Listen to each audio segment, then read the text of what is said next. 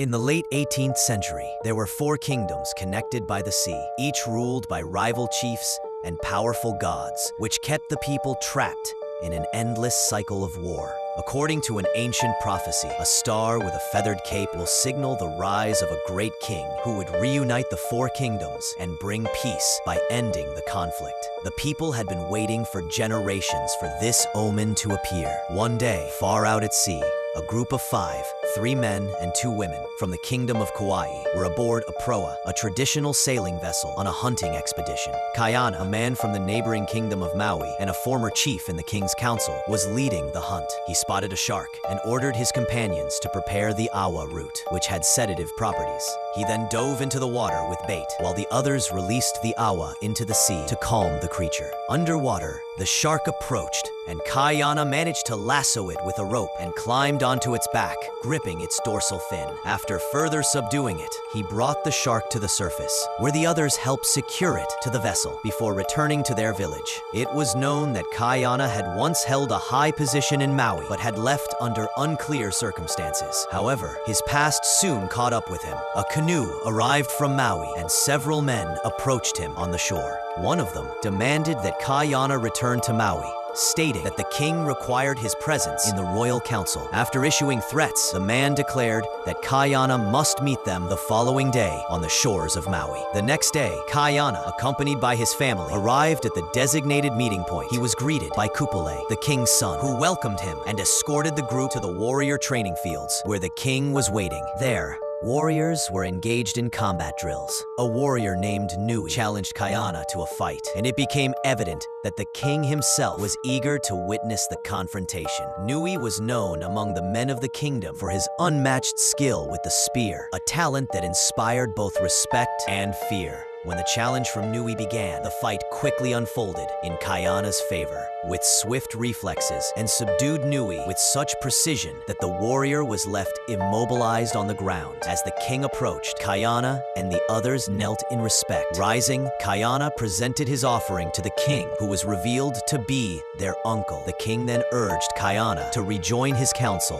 The king, expressing no anger toward him, invited Kaiana. It was then that Kupule, the king's son, explained the true reason they had been summoned. A brave threat loomed over Maui. Their seers had foreseen the enslavement of their people under the rule of Oahu, whose army had grown to twice the size of Maui's. One of Kaiana's brothers questioned why Oahu, led by a young and inexperienced king, would turn against them. Kupule revealed that although King Hahana of Oahu had once sworn loyalty to King Kahekili, the island's high priest had poisoned the young king's mind, turning him against Maui and setting the stage for invasion. Horrified by the prospect of war and the inevitable loss of innocent lives, Kaiana refused to get involved and prepared to leave with his siblings. But Kupule stopped them, invoking the ancient prophecy. The king claimed their seer had seen Kaiana in a vision, declaring that only with his help could Maui defeat Oahu. That night, one of Kaiana's brothers urged him to reconsider, believing this might be the fulfillment of the prophecy. But Kaiana remained skeptical. He remembered why they had fled Maui in the first place and did not believe King Kahekili was the prophesied ruler. The following morning, King Kahekili himself came to speak with Kaiana. He claimed he wanted to show him something. As they walked, Kaiana reminded the king of the prophecy's exact words. The chosen one would rise under the burning star, clothed in a sacred feathered cape of the gods, a sign that had not yet appeared. The king then told the high priest of Oahu had sought the bones of a fallen enemy chief for a dark ritual and had chosen the remains of Kaiana's father. Though the king's men had intervened, the bones had already been desecrated. Deeply angered and grieved, Kaiana and his brothers later cremated what was left of their father's remains. The next day, as he stood on the shore, the seer Taula appeared before him. She affirmed that the prophecy was true and that the gods willed Kaiana to stand with the prophesied king, Kahekili. Despite his doubts, the weight of destiny, loss, and duty began to shift his resolve. Deep in the woods, Kupuohi, his wife, searched for Kaiana and eventually found him. She brought with her his father's sacred war club, which Prince Kupule had sent his warriors to deliver. When Kaiana told her about his encounter with the prophetess Taula and her claim that he was meant to stand with the prophesied king, His wife agreed, believing the seer spoke the truth. Yet Kayana remained conflicted, convinced they were fighting for a king who had strayed from his path. Despite his doubts, he decided to rejoin the cause. Agreeing to become a chief once more under King Kahekili, he presented a strategic plan to conquer Oahu with minimal bloodshed. While Kahekili's warriors drew the enemy's forces to Waikiki, Kayana would lead a covert assault on the eastern stronghold, infiltrate the Temple of Refuge, and capture the High Priest. He believed that once the temple fell, the young king of Oahu would surrender, ending the conflict without widespread slaughter. Their fleet set sail for Oahu, and the battle commenced. But something was wrong. The opposing forces fought poorly, armed not with weapons of war, but with digging sticks. They were not warriors, but farmers, defenseless and untrained. They were cut down mercilessly in a swift and brutal massacre. During the chaos, Kayana saw the prophetess again. This time, her appearance had changed. Her eyes were black, her presence unnaturally dark, and before he could react, she vanished into thin air. Shaken but determined, Kayana pressed on with the original plan, heading toward the temple to capture the high priest. Meanwhile, King Kahekili himself came ashore and began a campaign of indiscriminate violence, ordering his men to slaughter everyone, including women and children. At the Temple of Refuge, they locked the doors and set it ablaze, burning all inside alive. Kayana and his brothers watched in horror from a distance, powerless to stop the atrocity. When he finally reached the temple grounds, he found Kahekili about to kill the young king of Oahu, murdered in cold blood right before his eyes. Kayana realized then that the entire campaign had been a lie. There had been no true threat from the high priest. Kahekili dismissed him coldly, admitting it had never been about the priest or justice. It was about power, about using Kayana's name to fulfill a twisted version of the prophecy, and about eliminating any obstacle to domination. With his faith shattered, Kayana turned away. As he and his family prepared to leave, Prince Kupule approached and confessed that even he had not known the full extent of Kahekili's intentions. His father had deceived him too. Still, Kupule secretly ordered one of his men to watch Kayana closely, fearing that the warrior's anger might lead to rebellion. Kahumanu's father, Moku, arrived with grave news. King Kahekili's invasion of Oahu had been far more brutal than anyone anticipated, marked by massacre, betrayal, and the slaughter of innocents. With this act of unchecked aggression, the balance of power among the islands had shifted, and now the Kingdom of Hawaii found itself caught in the crossfire, threatened by the expanding reach of Kahekili's ambition.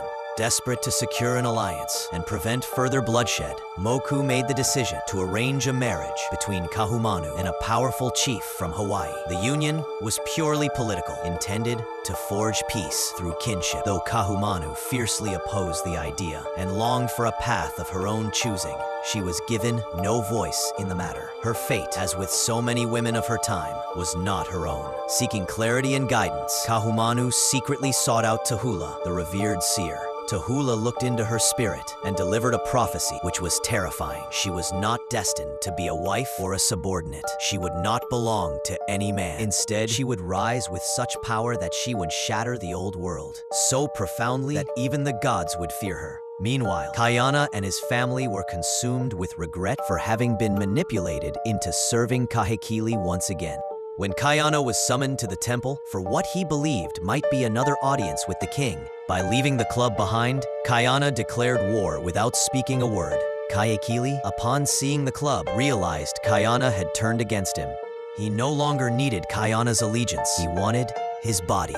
Ancient lore spoke of the mana, or spiritual power, that resided in the bones of great warriors. And Kahekili believed that by claiming Kayana's remains, he could absorb that power and cement his dominance. But Kayana had already fled with his family, knowing Kahekili would come for him. There was one urgent matter. Heke, the sister of Kayana's wife Kupuohi, was missing. She had not joined them in their escape and was still on the island, deep in the forest, performing sacred moon rituals. Leaving her behind was unthinkable. She was family, and if captured by Kahekili's men, she would be used as bait. With time running short, Kayana realized that Kahekili's warriors were closing in, giving them more than enough time to catch up. When the enemy scouts finally located the group, Kayana made the decision for his family to flee without him, believing that separate would increase their chances of survival.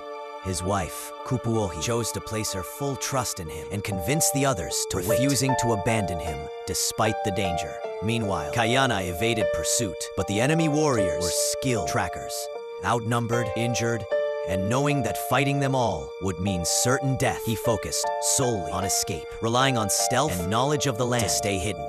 Though the enemy came dangerously close, he managed to reach a secluded cave. It was there that Kaahumanu found him. At first, Kayana refused her help, fearing that aiding him would put her in greater peril, but she insisted, tending to his wounds and helping him recover in the safety of the cave. Later, by the firelight, she revealed a secret. She had recognized the crest of his family and understood that he was a guardian of Maui's greatest chiefs. She then disclosed her own royal lineage. Her mother was a high chiefess and the sister of King Kahekili. Kaahumanu prepared to travel to Hawaii to fulfill the arranged marriage meant to secure peace. Determined to protect Kayana and his family, she offered them refuge and urged them to come with her. Kayana, however, refused to flee. He told her to find his family and take them to safety, while he stayed behind to confront the king and settle the conflict on his own terms. They encountered foreigners, pale-skinned men from a distant land. Kayana initially saw them as weak, but when one of the foreigners, an old man, panicked and fired a rifle in his direction, missing, Kayana did not retaliate. Instead, he acted swiftly, killing a hidden Maui warrior who had been stalking one of the foreigners, thereby saving their lives. After this, Kayana and Kaahumanu parted ways. Tensions flared among Kayana's brothers, escalating into a violent argument that nearly turned deadly. Kupuohi intervened, holding a blade to Nahi's throat and ending the conflict before it could claim a life. Eventually, caught up with the group and delivered Kayana's message. They prepared to depart for Hawaii, but along the way, they discovered a foreigner who had been abandoned by his crew, decided to allow him to join them. Back on the cliffs of Maui, Kayana found himself cornered, outnumbered, and with no escape route. He fought fiercely, taking down several of his enemies, but was soon overwhelmed. With no other option, he leapt from the cliff, dragging one of his attackers down with him. Miraculously, he survived the fall, rescued by the very foreigners he had saved earlier. Though furious and disoriented upon waking, he was now in their care. Weak but alive, he found himself aboard their ship being carried away from the islands, bound for unknown lands.